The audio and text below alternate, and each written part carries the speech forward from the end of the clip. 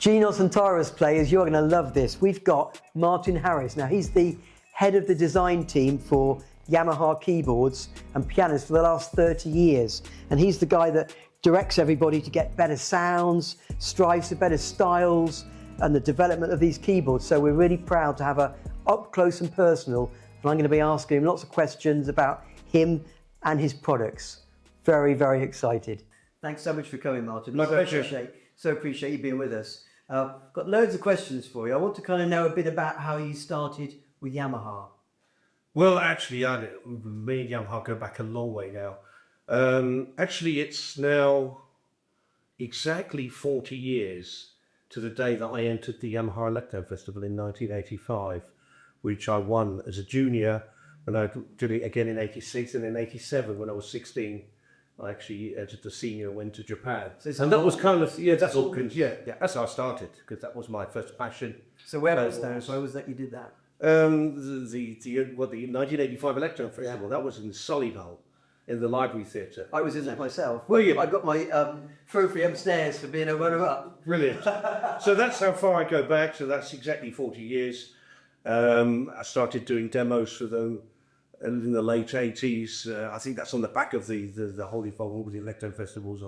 I'll stop you there. So I have a picture here of you in the Electro Festival that I was. No, this isn't the Electro Festival. No, that's before that. This is Pontin's Pressati. This is going back nearly 45 years. So this is you, isn't it? Here. That's me. And this is me. That's you. I think that's 1981. It is 1981, yeah. So this is you and a handsome looking chap with your haircut there. With my bold hair. I didn't say it. Say it. So I think it was Joan Kaufman. Do you remember? That's right, yeah. Well, she did the Electro Festival as well. Did she? Yeah. Okay. So yeah, that's the history. Did demos in the late 80s. Actually went on tour in 86 with Hiroshi Kubota, the Electro player. I was 15 years old, and it was my first paid job from Yamaha. Was it FX? Yes, so we did a whole bunch of dates around the country. And I think I was the richest kid in my class there. But you were. Well, I went to it in Milton Keynes. I was in the Milton Keynes. He was a jocksmith. Yeah, I was there. So was that it? Yes, so again. It's strange. We've crossed paths many times. It's very strange. Yeah. And I'm just proud to remember the names. I'm struggling these days. I'm sure. So you are now, what's your title at Yamaha? Okay, well, I'm actually the general manager of R&D Centre in London, which is actually part of YCJ. Okay, so this is Yamaha Japan, Yamaha Sport Radio Japan. So we are a branch of theirs, and we are part of the development group. We were based in London for 30 years, so we are now actually in Milton Keynes. We've kept that name, R&D Centre London. So I'm in charge of the development, because that's what we do. We develop all DMI products, so that's everything you see here. So DMI stands for digital musical instruments. There's a lot of acronyms. Sorry, for me they're just things I talk about every day. Yeah. DMI, digital musical instruments. So anything with a plug on it, basically. Okay. So that's portable keyboards, synthesizers, digital pianos, electronic drums, for example. So we get involved in the sampling of drums for those instruments as well. Yeah. So it's quite a broad remit there. Yeah, it is. And also quite a varied one in terms of musical taste, because we're working not just in Europe, but we're working with African musicians, Middle East, India, China. So it's very interesting, actually. I always find it's amazing how much I learn through this job every day, even now. So it's very interesting, yeah. So with regard to all these other models, obviously portable pianos and things, are you literally from the ground up involved with the shape and the buttons and the sounds? It's a big company, so there's many different divisions and departments that kind of work together. My role is very much in how the instrument sounds. So the sound of it, what happens when you play the keys, what comes out. So that's everything to do with piano sounds, string sounds, brass sounds, whether it's the FM sounds or whether it's the styles. So it's all the contents, basically. So in terms of the components of the hardware, that's a different group. So I'm not sourcing that. That's not my. They'll make what you. So they'll put it together. Of course, we'll get involved. We'll be involved in the shape of the instrument, but that actually is more discussed with the marketing guys and even the sales subsidiaries, because they're the guys selling it. So I will be given a box to say, right, we need to fill it. Which must be a really interesting job to have. It is, and it's my passion. So this is something that I've always wanted to do, and I've managed to build a career in doing something that I'm passionate about. So I don't ever go to work every day. I actually do something that I enjoy, and I still have that today. Yeah. And I think that's really important going forward. Yeah, absolutely. So you started off with the organ festivals. You won the Yamaha Electro Festival. I did. I won it twice as a junior, so under 16, and then first time senior, where it's actually done a global competition. Yeah. So the junior was local. It was done by the Yamaha Campbell at the time. Yes. The senior competition is hosted by the Yamaha Music Foundation and Yamaha Corporation. Right. They are actually two separate entities. They are linked. So there's the Yamaha Corporation of Japan, which is the manufacturer, and then you've got the Yamaha Music Foundation, which is the education, and that's our American user as well. Yeah, so the Electro Festival was kind of under that side, music schools, etc. So after you won the senior one, did you? I won the senior in the UK. Yes. I didn't quite win it I mean, I was 16 years old. I was the youngest person in it. Yeah. And I ended up on a stage in Tokyo, and I remember my father saying to me, "Wow, you're getting an all-expenses paid trip to Japan. Really enjoy it because it might be the only time you ever go." And here we are, 200 trips later. Yeah, it's over 200 times I've been to Japan. It's that many. Because if you think about it, I'm averaging 5 times a year. And I've been doing it for over 30 years. Yeah. So there's your numbers. That's crazy, isn't it? So you won the competition, you went to Japan, and then did you say, look, you need me as a demonstrator? What happened next? Look, I started as a demonstrator. That's how I entered in the 90s as a full-time employee. I was a product specialist. Right. But that meant going around all the dealers doing promotions, doing weekend shows. And I did a lot of that. And then I started going to Japan as a Yamaha Campbell staff member. So they sent me there because YCJ wanted to have input from different regions around the world. So I started getting involved. I obviously had a knack for it. I also had a knack for dealing with the Japanese guys, and I just got closer and closer to doing that, and ended up getting invited to Japan more and more. Do you speak Enough to order a beer. That's what you need. But in terms of development and business talk, they do that all in English, fortunately. I am going to Frankfurt Festival and thinking I'd use my German. Yes. And they just said, "Oh, you want a beer, do you?" He was like, "No," but it's quite nice to try and find me locally if you can, isn't it? Yeah. And that's so. Yeah, so that's it really, and I started going more and more, and then I became a 50-50 employee when end of 90s, where I was half YCJ, Yamaha Corporation, and half YK, Yamaha Campbell at the time. Yeah. And then 2 years later, when we were developing the Taurus, I became a full-time YCJ, Japan employee, and I've been there ever since doing this. And did you develop organs as well as keyboards? I was involved with the AR100. Well, yeah. Varieties, yeah. Classic instrument. So I spent 6 or 7 weeks out there at the time, and my wife was at the time 7 months pregnant, so that was a really, really stressful time, spending 7 weeks without mobile phones, without internet, without anything. Yeah. So no one could get hold of me. So I want to know next about the keyboards. What did you learn? What did you go next into keyboards? What was the first product that you worked with in the keyboard range? The first keyboard I actually worked on in Japan was the PSR 7000.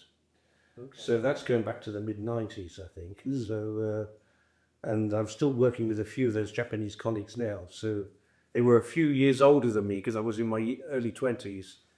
And of course, a lot of the guys have retired since. Yeah. But I'm still working with a few of those guys at first. That was great, yes, to developed all the way through. Yeah, it's a really deep working relationship, a lot of trust, you build up over the years. That's nice. So obviously you've done it for years now. What are you most involved with now? Are you most involved with a new instrument to maybe replace this one, or what might you recover? Oh, I mean, obviously I can't give too much away.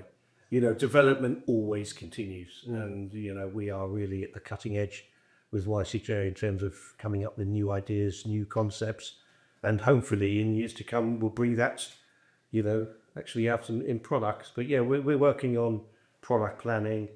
Clearly I'm new ideas. But yeah, it's just a very big, broad umbrella that I have now. So with the portable keyboards, digital pianos, electronic drums, There's a lot to cover, isn't there? synthesizers, and then the big kind of regions that we're responsible for. Yeah. And we get involved in other areas as well. So we even though we're not involved with the Americas because they have their own research and development center in Los Angeles, we work together with those guys. Okay. So we worked on a collaborative project in America, for example, last year. I won't go into too many details, but you know, we do come together as well. And have they got involvement in the Genos too? Yeah, sure. We were. I mean, it's interesting because the guys over in LA are more involved in the synth side. The guys, or us guys in Europe, are more involved on the arranger side. But we do crossover. We do share. Of course, it's all the same parent company, finally making the same products. Yes. You know. But yeah, it's we have a slightly different kind of skill set, but it kind of works well together. And what have you sampled things recently for keyboards you're making? Have you got a? We sample these all of the time. Do you? It's constant. You know, we've got guys this week actually somewhere in the world. I won't tell you because I'll give it away. But you know, but we're constantly building up libraries and things that we might need in future. So I'm sampling not necessarily with a product in mind. Okay. I'm just looking at where we need to kind of improve. Yeah.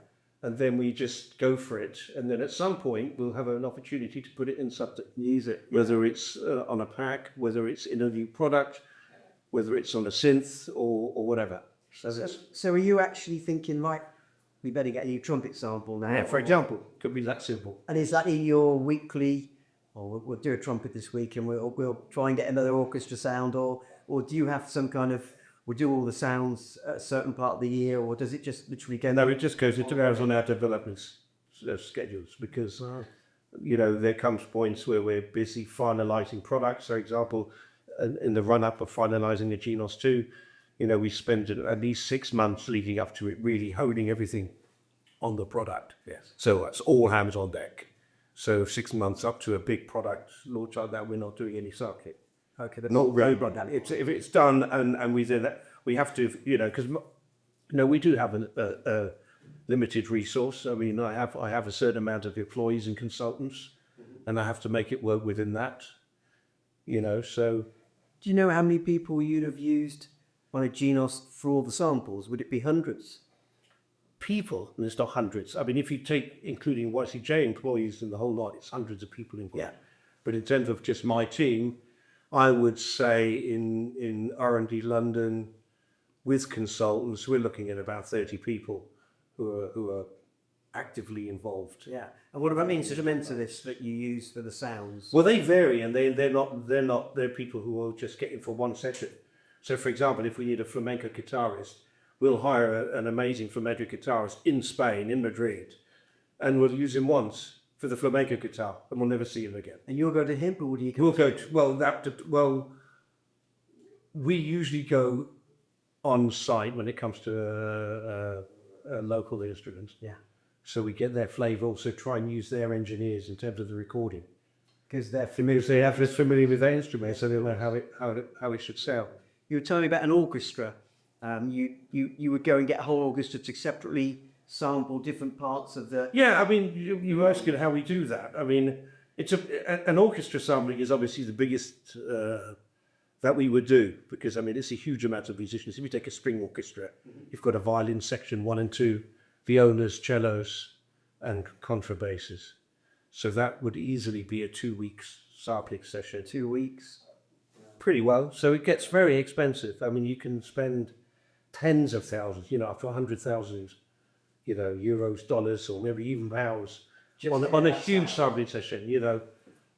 We don't do them every day, you know. Hopefully a string sampling session like that would last, you know, quite a few years before you have to revisit that. Yes. The Kino strings on this are superb, aren't they? Really good, and we did them in Estonia. I'm going to be quite open there, we can. Yeah. We used a really great orchestra in Estonia, and yeah, that was about a 2 week session. Okay, so I've got some quick fire questions for you now, Martin, just to finish off this. Do you still play the organ? I play the church organ in my local parish Are church. you really? Yes, so I will be doing the Christmas service on the 21st of December. Oh, wonderful. 3 p.m. at Coventry Church. And have you got an organ at home? No. So I do the practice in the church. So I haven't. No AR100s in the back. No, nothing. I haven't had an organ for 20 odd years. Have you got lots of keyboards? Loads of them. Okay. So many of them. Have you got favourite you go to do your practice or your playing? No, whichever one's plugged in and set My up. answer is Genos 2. I've got Genos 2 montage. So you've got your reason. I've got them Oh, all. everything, have you? You're So, a lucky yeah. man. Yeah, lucky man. Okay, so your But the answer is Genos 2. favourite keyboard ever?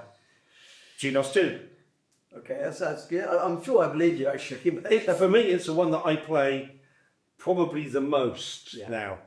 It's so musical. It's so easy to get a result very, very quickly. I think that's what is so good about it. You know, anyone can get their choice of music and get a good result very, very quickly. And that's what you've made it so special to be, which I congratulate you with. Some more questions, okay? Who's your favourite player of the keyboard or organ? Oh, that's put me on the spot. Greg Fringance, maybe. He's a super pro player. I've played on Michael Jackson albums and Quincy Jones. Greg Fringance. I mean, he's a pro player. I think he's amazing. You asked me who my favourite keys player is. He probably is. But there's a whole bunch. I mean, it depends. Pianists, organists. I mean, it's... Kind of rather, yes. Okay. Your party piece. If you had to play one piece, you're at a party on a piano, what would you play just to be in the background or? Oh, I show off. Really, I don't have that. Because I don't really put myself as a performer.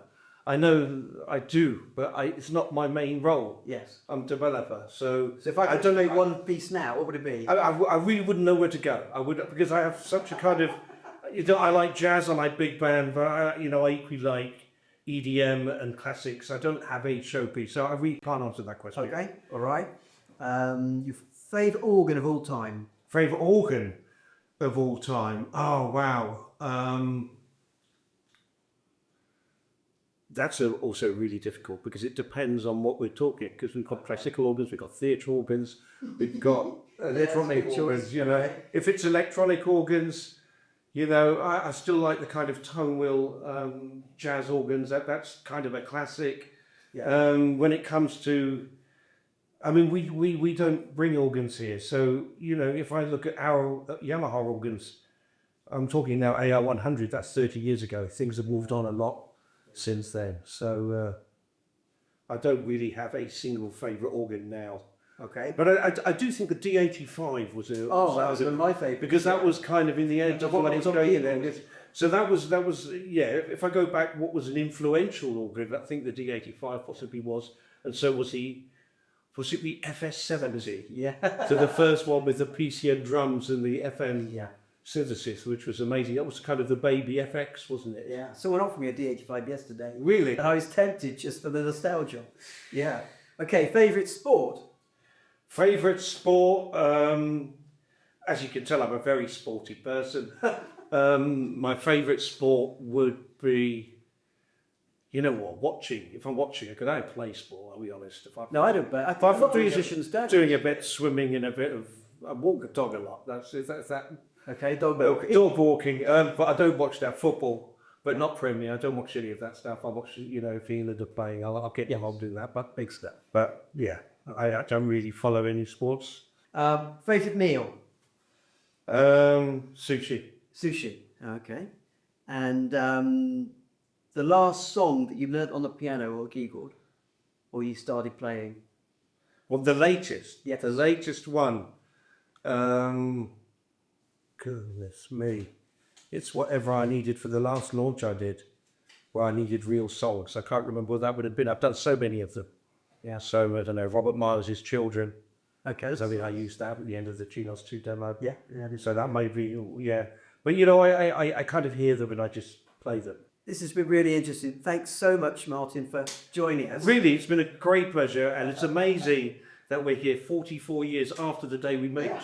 Yeah, it is, At Pontin's Press Standard. Yeah.